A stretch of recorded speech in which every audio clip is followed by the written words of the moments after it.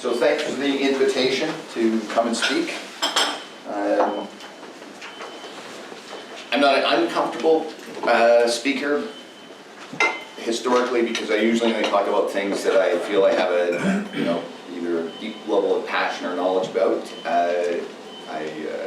This is a bit of a new role for me, a very new role for me.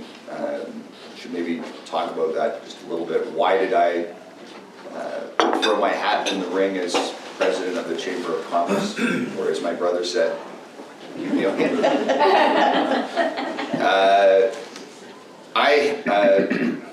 I have, generally speaking, through the course of my life on the North Island in my business career, tried to keep my head down, and it's, has been a reasonably successful strategy.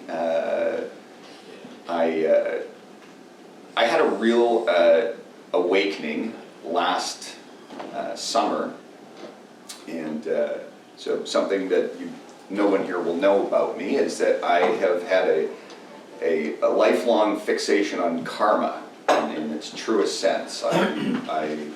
If I don't feel that my own personal sense of karmic balance is in place and intact, I'm very uncomfortable. And I realized that I had been operating on a fallacy that, in fact, I was way out of whack.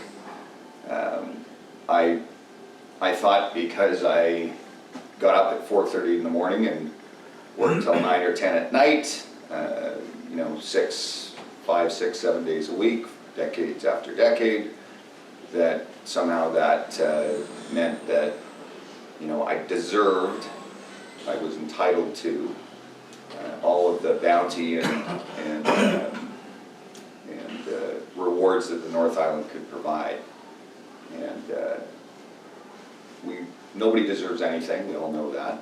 That's, when you say that to yourself, it sure feels a lot more comfortable and true than I'm entitled to. So I took a couple of months of sort of looking inwards and realized that I had been suffering for my own personal benefit and the benefit of my family, and not necessarily the benefit of my fellow North Islanders. And frankly, the entire spirit of the North Island, whether that's a rock, a tree, a river, our First Nations hosts and partners, and felt a deep sense of shame, and realized that a lot of what we were going through was outside the scope of our control. Imagine the frustration of somebody who had millions of dollars invested, had built a team of really fantastic people around him. So lucky, so blessed to have those hardworking, dedicated, loyal Lemaire employees, and the suppliers and the community, and we all wanted to just go to work. My employees never voted to go on strike, and I was parked along with the rest of our company and all of the businesses that supported our company and the rest of the industry. And I spent a lot of time walking up and down the picket lines, talking to people, and found that everyone really just wanted to go to work. And what kind of system were we operating in where we couldn't go to work? In fact, we couldn't sit down across from each other and come to terms, because the decision was being made somewhere else. It was being made at a negotiating table that was so dysfunctional that people couldn't talk to each other, and it was being manipulated by our provincial government. It was being manipulated by the leadership of the Steelworker District 3. It was being manipulated by the most wackadoodle social media, and I'm coining that phrase, by the way. And I looked at this and thought, truth is dead.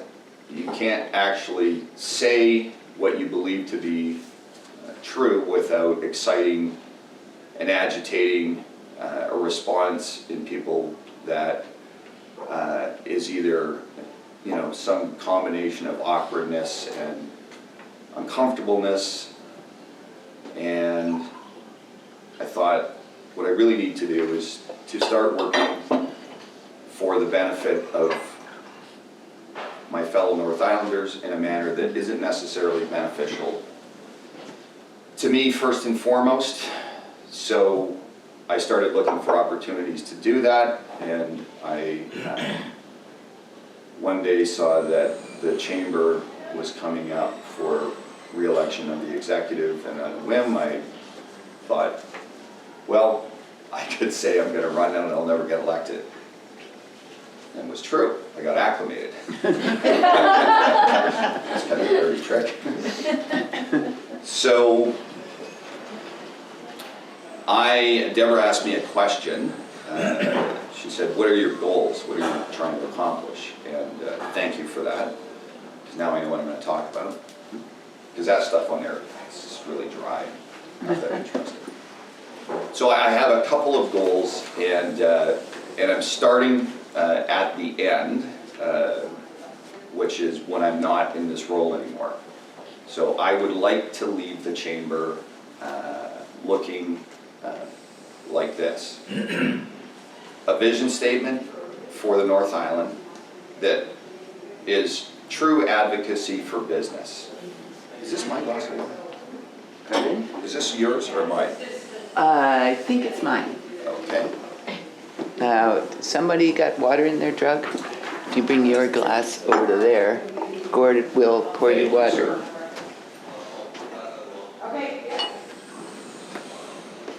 I think it's more than gin and tonic last night.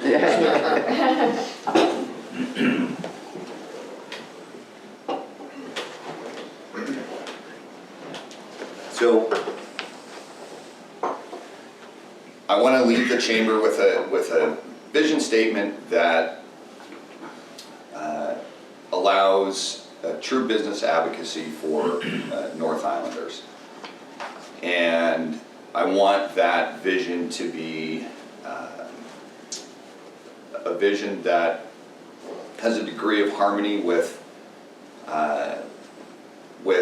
what I believe is the natural bounty of the North Island and fits with the collective consciousness of the North Island. So what do I mean by that? I mean that through the course of my career, it seems like, which has been very forestry and construction fixated, it's been very territorial. Forestry is by nature very territorial because it happens on the landscape, and the North Island has had competing visions and values that very rarely has it been harmonized, and a lot of the decision making has happened outside the North Island. The anecdote I brought up, because it's a perfect one, was the initiative that Craig put forward as a consequence of harvesting activity that was happening near his operation. It's in Nemo Bay. I saw and heard what I would say conflict-based approach to forestry activities in a incredibly sustainable, successful tourism business. And even at that point, and I would have been a benefactor of having participated in it, it just didn't seem like it was good for the North Island.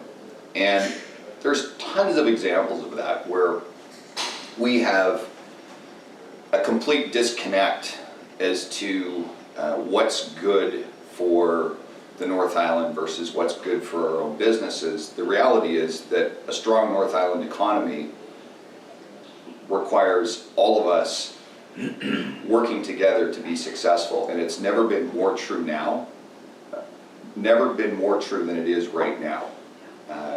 From our sports fishing to forestry to tourism to restaurants. I mean, we saw just how vulnerable our economy is to one employer being locked in a labor dispute.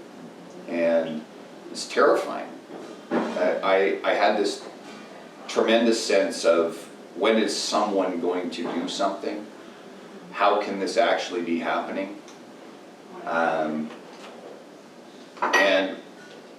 driving home and seeing 2 moving vans in one trip from my office to my house, hearing about all of the vehicle repossessions, you know, it made me realize that, you know, we were all kind of sleeping.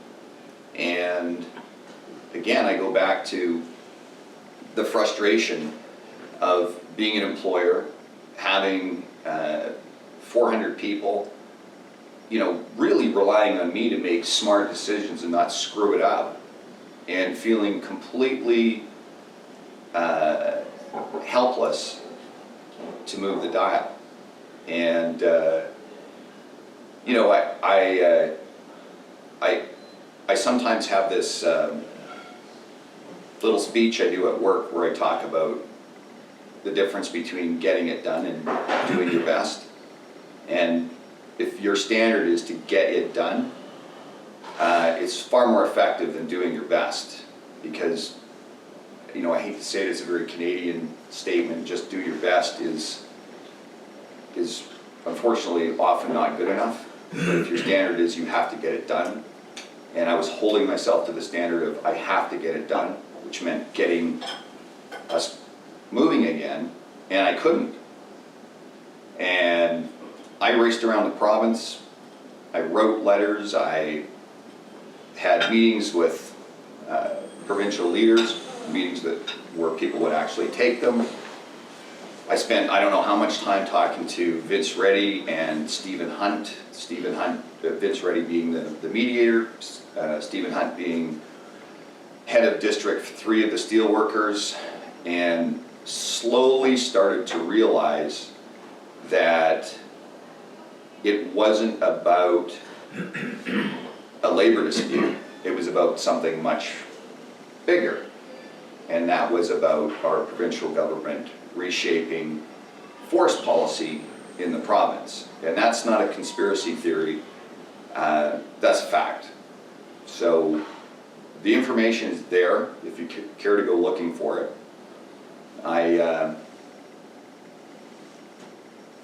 So that's a really unfortunate thing that the North Island is that vulnerable and that in the dark about their future. So I think there's some very good leadership on the North Island. Me throwing my hat in the ring with the Chamber of Commerce had nothing to do with you know, me saying that the previous leadership didn't do a good job. Far from it. It had more to do with the fact that I needed to step up for my own sake, my own sort of karmic balance. And I also, and I'll state it over and over, I have an agenda, and my agenda is to provide North Islanders with a legitimate voice. And sadly, I mean, we all know it, you know, unless you're running an orphanage, a private business person in this country doesn't really have a legitimate voice. You know, you have an agenda. It's what's good for you is good for you. And people automatically discount it by 50%. So, you know, the vision of the Port Meal Chamber of Commerce needs to come into focus. It needs to be inclusive. One of the first things I did, now I'm moving from vision to some of the other goals. We need inclusivity and we need diversity. And one of the first things I did is I asked a Coagulous counselor to join the Chamber of Commerce. And whether we agree with it or we want it to happen, the reality is that the tide is coming in, and we all know what happens if you try to stop the tide from coming in, you get drowned. So we have been blessed to live in the North Island, which is the traditional home of a variety of First Nations. And frankly, I think it's well overdue that we have a more inclusive approach to that. So, you know, I would have to say that my own personal philosophy of work hard, head down, ass up, get results, has come into conflict with the reality of inclusive and diversive participation. And again, karmically, and I'm sorry if a lot of you think that's a flaky, nebulous thing, it's not. It has not been balanced from that perspective. So, you know, I asked the chamber individually. I spoke to each chamber member. I didn't do it in a group email. I allowed people to speak their mind, and I asked people to please speak their mind if they thought that was a good idea. I pointed out the benefits of having someone who could pick up the phone and actually talk to the Premier. I can't do that. Can anyone in this room do that? So that's someone I would like to have on my bench. Who is that? Supporting me. When you want the phone call made. A First Nations councillor. So I believe that, you know, that soon there will be a greater North Island representation, and whether that representation starts in each First Nations community or it starts in the mayor's office, it's going to be a good thing to have the North Island have its own voice. You know, if you think about the wealth that has come from the North Island, if we had 5% of the money that's flowed off the North Island stay here, these streets would be paved in gold, for real. You know, the North Island deserves the North Island, and we have not been getting the North Island. The amount of taxes that are paid from the North Island is incredible. We also have the highest child poverty in the province. That's disgusting. And you guys do an incredible job. I have nothing but respect for the Rotary. You know, there's a problem. We have the haves and the have-nots. We have a deep sense of entitlement on the North Island, and I didn't think I was one of them. I was. You know, I took for granted what was being made available. So being inclusive and diverse, I think, is going to be part of our success strategy as a business community. I think it's going to make us healthier.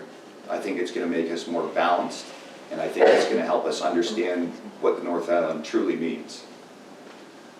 So going to more practical, I shouldn't say more practical, more focused vision of the chamber. I think the chambers, the provincial chamber is one of the most powerful business advocacy groups in the province. The federal chamber has had more accepted policy recommendations than any other group in history.